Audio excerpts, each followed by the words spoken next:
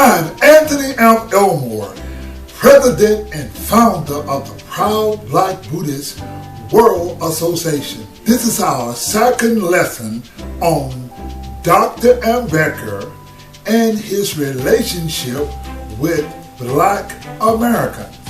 Please understand, the world's greatest Indian was Dr. Bhimrao Ambedkar. He was a Buddhist and who we call the Dr. Martin Luther King of India. Dr. Ambedkar came to America in 1913.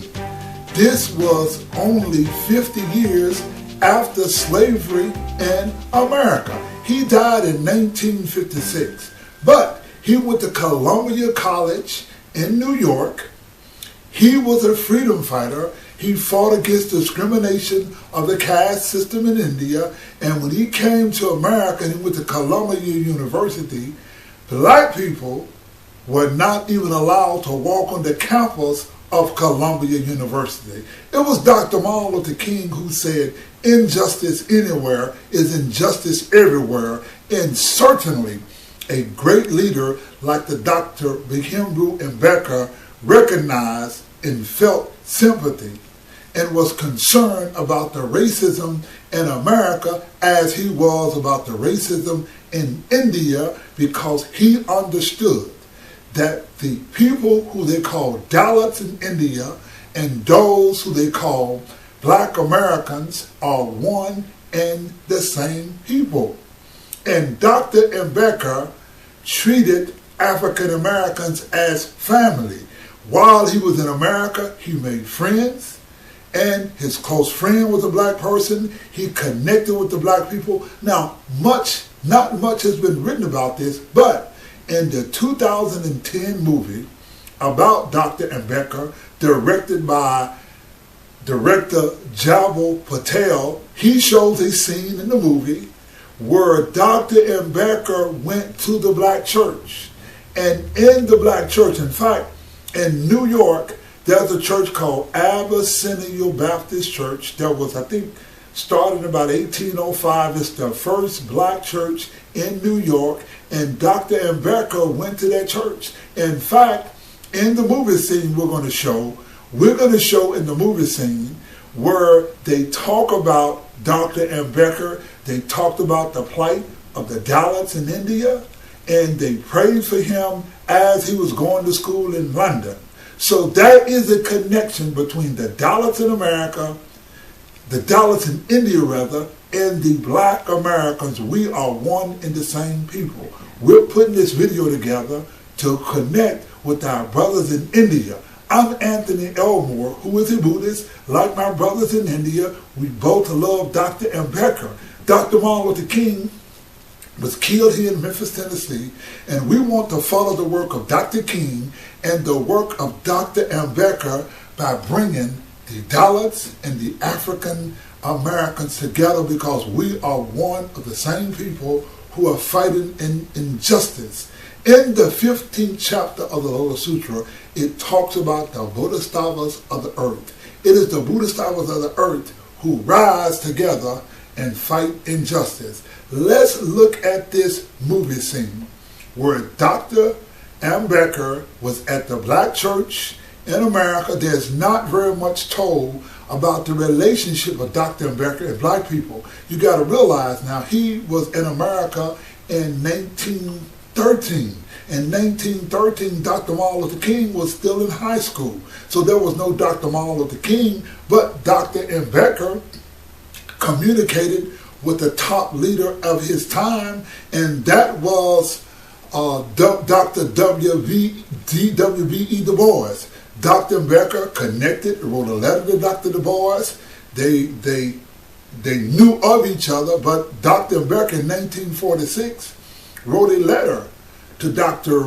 Du Bois, and they both talk about the plight of the African Americans and the Dalits in India. So let's look at this scene of Dr. Ambedkar with his friend, his black friend, at the black church, and this shows there's a relationship of the black Dalit in India and the African Americans, we are one and the same people. And I am Anthony Amp Elmore, President and Founder of the Proud Black Buddhist World Association, bringing the Dalits and the African Americans together as one.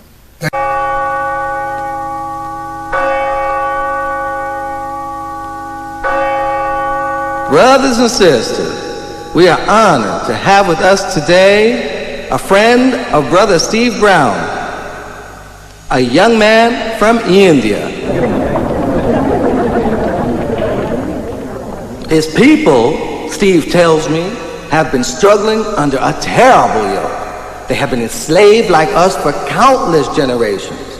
They have been oppressed, humiliated, and treated like animals. The oppressors don't touch them and call them untouchables. They are condemned to live impure and die impure, a permanent hereditary stain which nothing can cleanse. Let us pray for them. Lord, hold our brothers and sisters in India in the palm of your hand. Protect them and help them, Lord, as you hold and protect us. Be with this young man, Lord, as he leaves to pursue his studies in London. And I'm going to go out. If President Barack Obama can harm a bar of Amazing Grace, if Tina Turner can sing a little bit, then the electrifying Anthony Amp Elmore are the Proud Black Buddhists. Because he can sing a little bit, because he understands that when the black folk was at that ship, they went,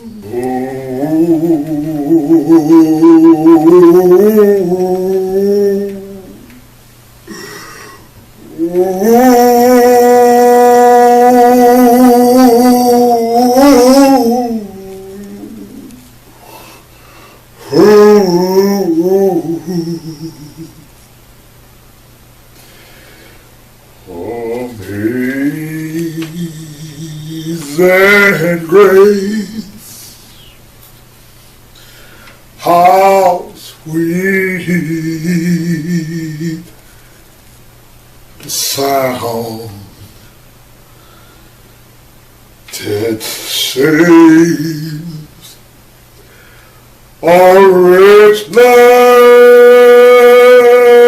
me. I was once lost, but now I can see. Ladies and gentlemen, I'm Anthony Amp Elmore, President of the Proud Black Buddhist World Association. Thank you very much.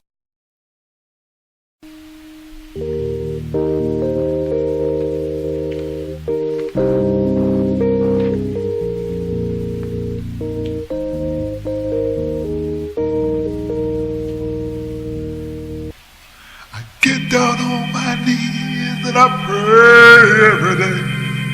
I pray the Lord will suit your way. I pray every day to do my best to practice peace and love and respect.